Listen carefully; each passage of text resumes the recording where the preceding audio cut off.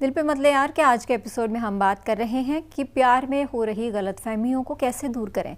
अगर आपके रिश्ते में भी है कोई दिक्कत तो आप अपना खाली दिल हमसे कह सकते हैं, क्योंकि हमारे दिल की लाइन्स आपके लिए खुली हैं। लव गुरु एक और दिल वाले हमारे साथ हैं। क्या नाम है आपका? नाम बताइए अपना। मेरा नाम हेमंत है जी। क्या करते हैं आप? मैं बिजली विभाग में जॉब करता हूँ और फिलहाल अभी ड्यूटी कर रहा, नाइट ड्यूटी पर। जी, मुश्किल क्या है? मुश्किल कुछ नहीं, आप लोगों से बात करनी थी। आपका प्रोग्राम घर पे डेली दिखता था, आज मैं घर पर नहीं रहा, नाइट ड्यूटी में था, तो सोचा आप लोगों से बात करूँ क्योंकि प्रॉब्लम ये थी कि डेली में किसी का फोन का डेली वेट करता हूँ, आज भी वेट करता हूँ। जी, इस शो के लिए? हाँ। किस चीज का वेट करते हैं? आपके शो का। जी, नाम एक बार अपना नाम दोहराइए। मेरा नाम हेमंत यादव है। हेमंत यादव जी, आपसे तो रोज बात हो रही है हमारी। हाँ, मैं मथुरा से हूँ, फिलहाल मैं अलवर में जॉब करता हूँ। तो आज मेरी नाइट शिफ्ट, घर से बाहर था, टेलीविजन नहीं था, सोचा टाइम हो गया जी, होगा तो फोन तो बात कर। बहुत अच्छा किया हेमंत आपने हमें फ़ोन करके। अब आप हमारे दोस्त बन गए हैं क्योंकि आप एक रेगुलर व्यूअर हैं हमारे लिए और हमें आपका नाम तक याद है। तो लव गुरु आपसे कहना चाहेंगे कि हेमंत अक्सर हमें फ़ोन करते हैं और हम हमारे शो की सराहना करते हैं। बिल्कुल। जिसकी वजह से शायद हम सही दिशा में काम करने के लिए और हमें प्रोत्साहन मिलता है। हेमंत, क्या हाल है आपके? आप नाइट शिफ्ट निभाने वाले हो आज? लाइन पर हैं आप हेमंत? हाँ, हेलो जी हेमंत, आप लाइन पर हैं? हाँ, मैं लाइन पर हूँ जी। तो क्या आज नाइट शिफ्ट का प्लान है आपका? एक्चुअली मैं नाइट ड्यूटी पर था, काफी मिस कर रहा था, सबको मिस कर रहा था एक्चुअली। अपने फ्रेंड्स को तो हमेशा मिस ही करता हूँ, सब लोगों को। और फ्रेंड्स के अलावा भी और कुछ भी होता है लाइफ में। एक मेरी गर्लफ्रेंड थी, प्यारी सी स्वीट, उसका नाम भी था जी, और वो मुझे अक्सर फोन किया करती थी जब भी मैं नाइट में बाहर होता था घर से। फिलहाल उसके 3-4 महीने से कॉल नहीं आते बिल्कुल भी उस लड़की के। पर एक्चुअली मिस तो करता हूँ, पर आज जब घर से बाहर था सोचा 9 बजे के बाद उसका कॉल आएगा, पर फोन नहीं आया। कॉल नहीं आया? आजकल पता नहीं क्या हो रहा है कि उसके फोन, वो जो लड़की मुझसे सीधे बात किया करती थी, आजकल वो पता क्या करती है जी? वो किसी और की थ्रू मेरे से बात करना चाहती है। वो किसी और के थ्रू? कोई और है, जैसे कि उसका कोई मिलने वाला है, उनके कोई परिवार को भी मिलने वाला है, कोई सदस्य है कोई जी जो उनका रिलेटिव है, वो मुझे कॉल करता है, हेमंत वो तुमसे प्यार करती है, वो तुमसे मिलना चाहती है। अच्छा। जो भी गलतफहमी है हम दोनों के बीच में जी, वो हम दोनों एक जगह बैठ कर बात करें और जी अपनी सलाह लें, शादी के लिए आगे कर रहे हैं, अपने आगे के लिए सोचें, भविष्य के लिए, और जो अंडरस्टैंडिंग है वो दूर करें फालतू, और अपना जीवन आगे के लिए अच्छा बनाए। पर मुझे समझ में नहीं आता वो मुझसे डायरेक्ट फोन क्यों नहीं करती है जी? डायरेक्ट देखिए, कई चीजें लड़की, आपको पता है बहुत कॉम्प्लिकेटेड क्रिएशन है भगवान का। मानते हैं कि नहीं आप? सारे लड़के ऐसा ही मानते हैं। सर प्रॉब्लम पता है कहाँ है जी? तो प्रॉब्लम ये है कि उसके जो पेरेंट्स हैं, मेरे पेरेंट्स हैं, हम दोनों के पेरेंट्स ने मना किया कि हम दोनों एक दूसरे को फोन ना करें जी। और फोन करेंगे एक दूसरे को, अगर मैंने उसे फोन कर दिया तो मेरी खैर नहीं है, उसने तो फिर जवाब आपने खुद दे दिया हेमंत, जवाब आपने खुद दे दिया, इस वजह से वो डायरेक्ट बात नहीं करती होगी ना आपसे। उसने सबके सामने मना किया था, शादी नहीं कर सकती, पर आज तो किसी दूसरे के थ्रू कह रही है, मुझे समझ में नहीं आ रहा। उसकी सिस्टर, आप ना अपने रिश्ते को टटोलिए, आप उनके साथ थोड़ा समय बिताइए और इस रिश्ते को लेके थोड़ा सा आप क्लियर नहीं है, उनके साथ टाइम स्पेंड कीजिए। इस रिश्ते को लेके थोड़ा क्लैरिटी की ज़रूरत है। हो सकता है ये रिश्ता थोड़ा सा चेंज का टाइम है, या तो ये रिश्ता बेहतर होगा या तो अब एक डायरेक्शन, एक मूवमेंट का इसका फेज़ है। तो आप उनके साथ टाइम स्पेंड कीजिए और इस रिश्ते को टटोल के इसको एक दिशा दीजिए आप जी। हाँ जी।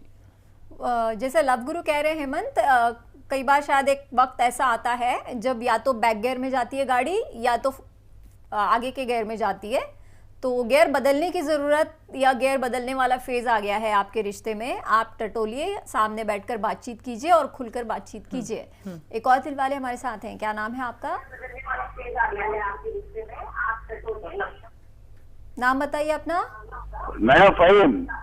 आपसे रिक्वेस्ट है, आप अपने टीवी का वॉल्यूम कम कर दीजिए,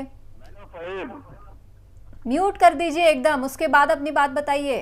फ़हीम मैडम, फ़हीम जी। हाँ, बदायूं से। बरेली से? बदायूं। जी, बताइए अपनी बात। मैडम, मैं मैरिड हूँ, एक मेरी बेटी है इल्मा। इल्मा? हाँ जी, इल्मा।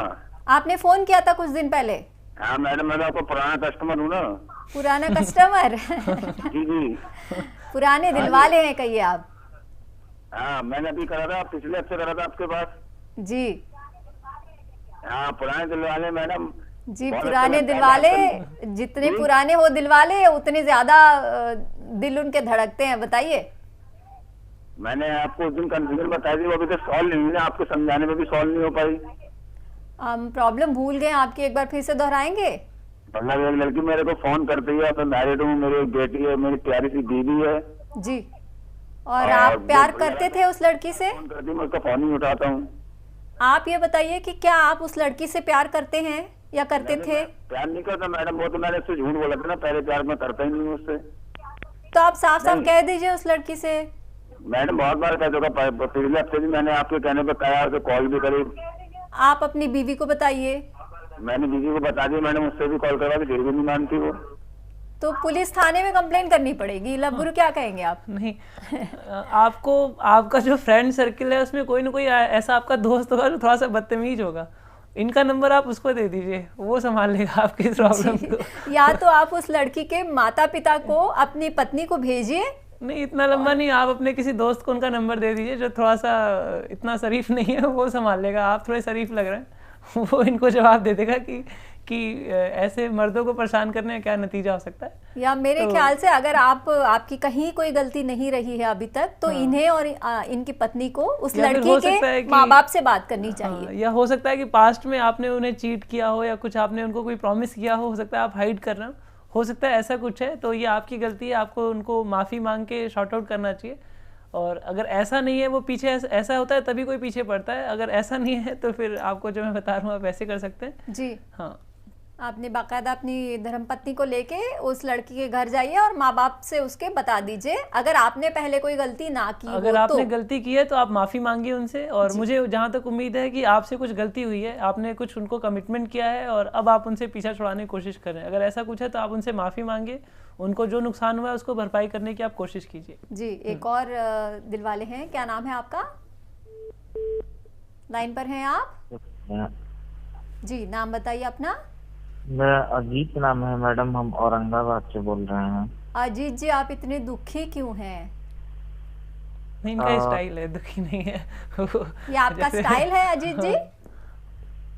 नहीं मैडम, मैं सही में थोड़ा सा परेशान हूँ। परेशान हैं, क्या हो गया? और मैडम, इससे ये शो है परेशानी, अगर कोई है आपके दिल में तो ये शो उस परेशानी को दूर करती है। तो मैं अपनी परेशानी बता सकता हूँ ना? बिल्कुल बता सकते हैं, बताइए। मैम, मेरा एज 33 साल हो गया है जी। और अभी तक हमारी शादी नहीं हुई है जी। और इसका कारण ये है कि मेरे पास कोई भी तरह का जॉब नहीं है जी। और मैं पिछले 3 4 साल से बैंकिंग का तैयारी कर रहे हैं जी। और हमारे घर का रिवाज है कि जब तक नौकरी नहीं लगता है तब तक शादी नहीं की जाती है। जी। मतलब मेरे पापा जो है बहुत स्ट्रिक्ट हैं जी। कहते हैं कि बिना नौकरी के शादी नहीं होगा। जी।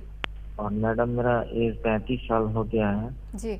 तो मुझे मैं ये बात लव गुरु से कहना चाहूँगा जी कि लव गुरु, अब मुझे भी इंटीमेट रिलेशन बनाने का मन करता है क्योंकि अभी मेरी शादी की एज हो गई है जी। और मुझे भी किसी महिला के साथ रिलेशन बनाने का मन करता है।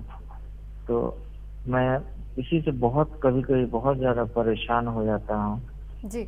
तो आखिर मुझे क्या करना चाहिए, इस परेशानी का क्या हल है जी, मुझे क्या रास्ता अपनाना चाहिए, क्योंकि इससे मैं बहुत परेशान हो जाता हूँ कभी कभी। जी जी, हम समझ गए आपकी दिक्कत।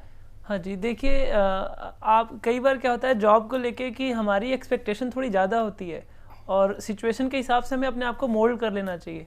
अगर आप गवर्नमेंट जॉब की तैयारी कर रहे हैं, उसको मिलने में आपको कोई दिक्कत हो रही है, तो जितना लेट हो चुका है ठीक है, आप तैयारी करते रहिए, लेकिन आप साथ ही कोई छोटी मोटी जो भी नौकरी मिलती है आप सबसे पहले टारगेट कीजिए कि अगले 1-2 महीने के अंदर आपको जॉब पकड़नी, चाहे कैसी भी जॉब मिले आपको। जॉब आपको हो सकता है जो मिले, कई बार क्या होता है कि हमें जॉब मिलती है लेकिन हमें लगता है नहीं हम ये नहीं करेंगे वो नहीं करेंगे, हमसे ये गलती नहीं करना चाहिए। तो आप ये कोई भी जॉब मिलती है पहले आप शुरू करो, एक छोटी सी जॉब से भी शुरू करते हो तो ऐसा नहीं कि आप वहीं रुक जाओगे, आप वहाँ शुरू करके धीरे धीरे आप कदम दर कदम आगे बढ़ते जाओगे।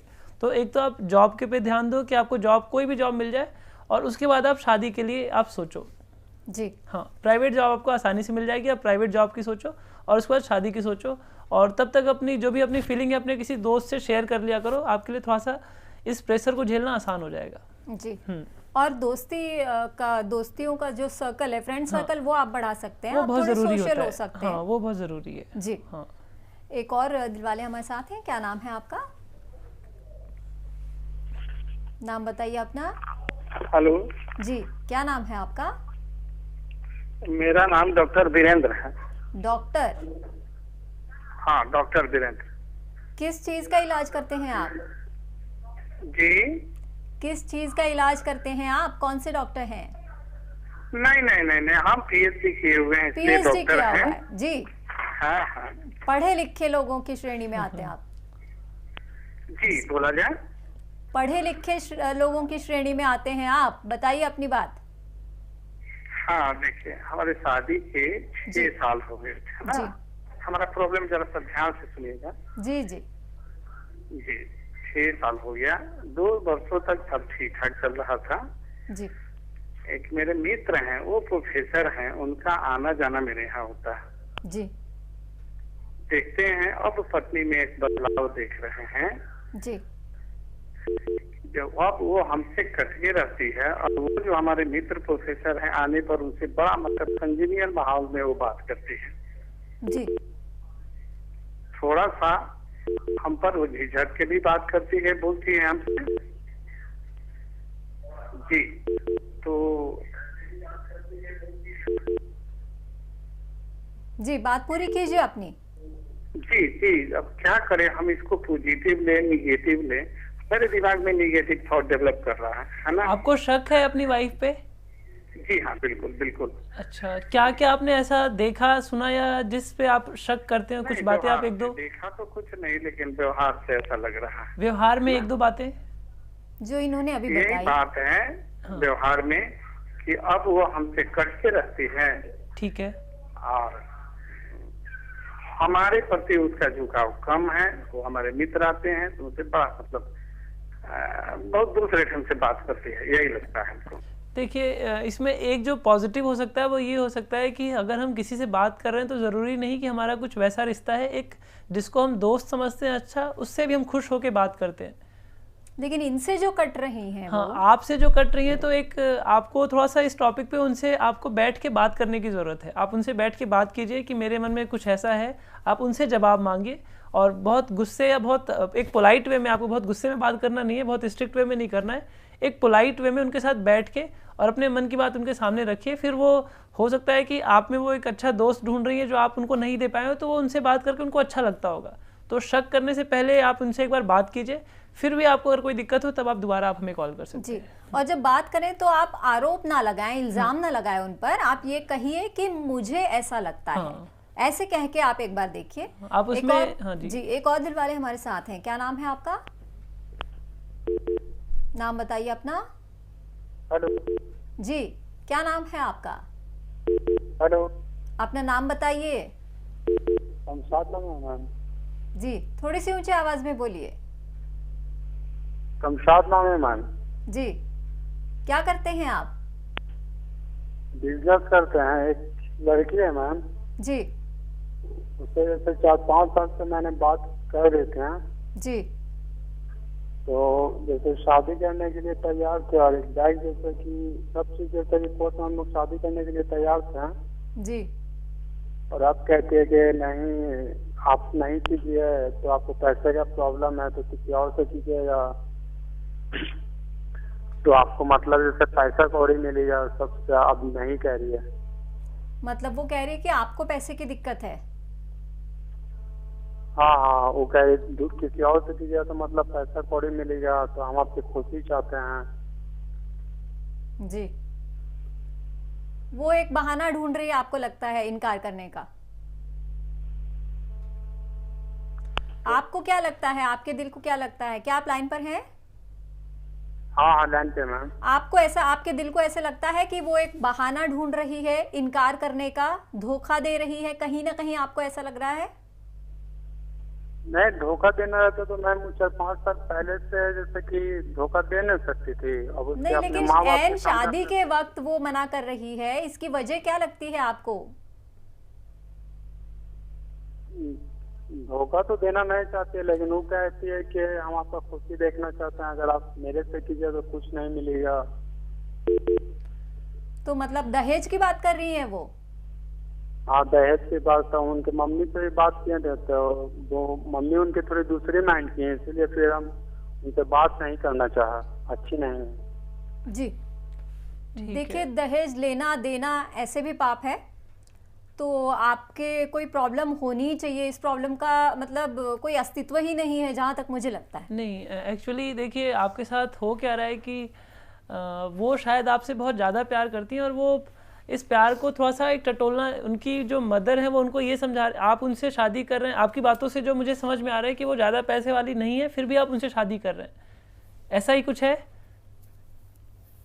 जी, वो यही कह रही है कि अगर आप शादी करेंगे तो आपको दहेज नहीं मिलेगा। तो वो आपसे प्यार करती हैं और उनकी मदर उनको शायद समझा रही है कि केवल प्यार के बिना पे ऐसे शादी मत करो, बाद में दिक्कत हो सकती है। वो आपकी खुशी की चिंता कर रही है, वो आपसे प्यार करती है, और वो जो ऐसा बोल रही है उसमें नेगेटिव नहीं, वो पॉजिटिव मैसेज है। कोई भी लड़की जब प्यार के उस पर वो शादी करती है तो अगले की खुशी चाहती है, तो वो आपकी खुशी के लिए अपनी सेक्रीफाइस करने को रेडी है। आप उनसे बात कीजिए, वो ऐसा ही कुछ मिलेगा, और वो आपसे बहुत प्यार करती हैं और ऐसी कोई परेशानी वाली बात नहीं है आपके साथ। जी, और आपको भी उनके साथ खड़े रहना चाहिए। अगर वो दहेज वाला मामला है, नहीं दहेज वाला वो ये कह रही है कि जैसे आप किसी और से शादी करोगे तो ज्यादा खुश रहोगे, तो वो इनकी खुशी चाहती हैं। वो सिर्फ इसीलिए, क्योंकि अगर कोई अमीर लड़की होती तो वो दहेज देती। उस लड़की ने ये कहा कि अगर हमसे शादी करेंगे तो आपको कुछ मिलेगा नहीं। तो इसका मतलब दहेज की बात कर रही है वो। तो हम वैसे भी इस मंच से कहना चाहेंगे कि दहेज लेना देना दोनों पाप है, तो आप बिना सोचे समझे शादी के लिए आगे बढ़ सकते हैं। एक दिलवाले हैं हमारे साथ, क्या नाम है आपका? तिवारी। जी तिवारी जी, क्या करते हैं आप? मैम कंस्ट्रक्शन काम है मेरा। जी, मकान बनाते हैं? हेलो, मकान बनाते हैं आप? ये मथुरा से बिलोंग करता हूँ मैं आपसे। जी हाँ मैम, तो जानना चाहता मैं आपसे। एक बार अपनी बात दोहराइए। जी मैं तो जानना चाहता मैं आपसे। जी पूछिए। मैम मैं जानना चाह रहा था कि मेरी मैरिज को हुए 4 साल हो गए जी, और मेरा एक आपका भतीजा भी है जी। मैं थोड़ा जानना चाह रहा था कि अब मैं जानना चाह रहा हूँ कि मेरी जो वाइफ है जी मुझसे थोड़ा नेगलेक्ट करती है मेरे को। जी, ऐसा कब से हो रहा है ऐसा? मैम मेरे लगभग समथिंग 2 साल का 2.5 साल का मेरा सन हो गया है जी। तो करीब 2.5 मतलब कि उसके होने के 5-6 महीने पहले बता सकता हूँ मैं। नहीं, जब से आपका बच्चा हुआ है, जब से आपका बच्चा हुआ है तब से वो निगलेक्ट करती हैं, ऐसा लग रहा है आपको? नहीं, उसके 5-6 महीने पहले से जी। मतलब प्रेगनेंसी के दौरान से अब तक निगलेक्ट कर रही है। मेरी मैम लव मैरिज हुई थी मेरे जी। लव मैरिज मेरी जी, लव मैरिज थी, वो कोई बात नहीं है, लेकिन यहाँ एक औरत तो मैम उसके बाद क्या वो कंडीशन, उसके बाद फैमिली से कोई हमारे टर्म्स नहीं थे। उसके बाद से फैमिली से बातचीत शुरू हो गई फोन पे। उसके बाद जब से फैमिली से बात चालू हुई, जब से तो और ज्यादा उसका नेगलेक्ट हो गया। फैमिली के फिर बिहेवियर भी चेंज हो गया, बिहेवियर उसका। तो मैम इस चीज क्या समझूं मैं इस चीज का? मैं देखिए, मैं जहाँ तक एक औरत के नाते आपको बता सकती हूँ, लव गुरु तो अपनी बात बताएंगे ही आपको। एक औरत होने के नाते मैं आपसे ये कह सकती हूँ कि जो आपने बात बताई है 2-2.5 साल का आपका बच्चा है और डिलीवरी से कुछ टाइम पहले से ही उनकी ओर से नज़रअंदाजी हो रही है आपकी तरफ।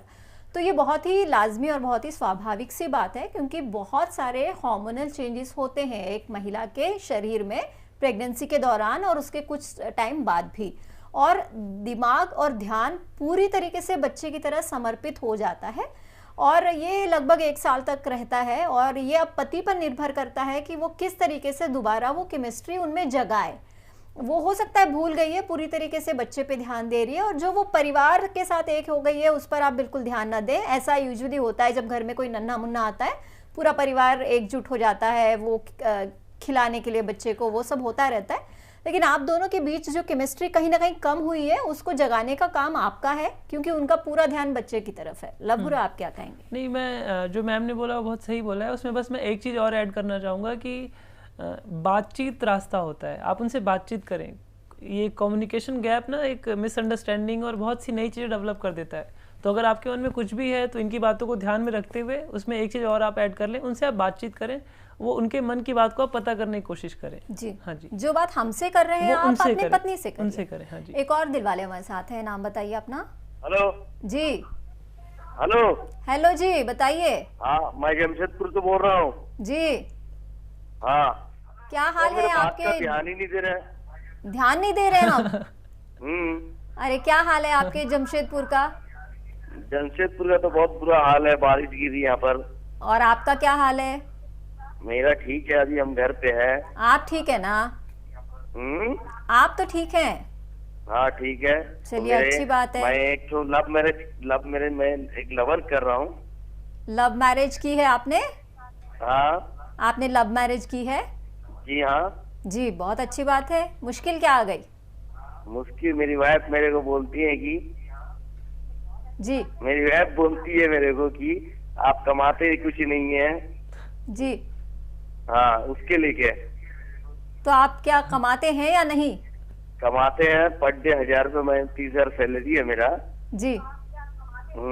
तो उन पे शायद आप खर्च नहीं करते होंगे?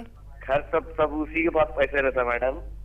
अच्छा, वो चाहते हैं कि आप और तरक्की करें और कमाएं। आपको पता है ना पत्नियां कैसी होती हैं। तो क्या करें मैडम, हम लोग अभी थोड़ा बहुत तो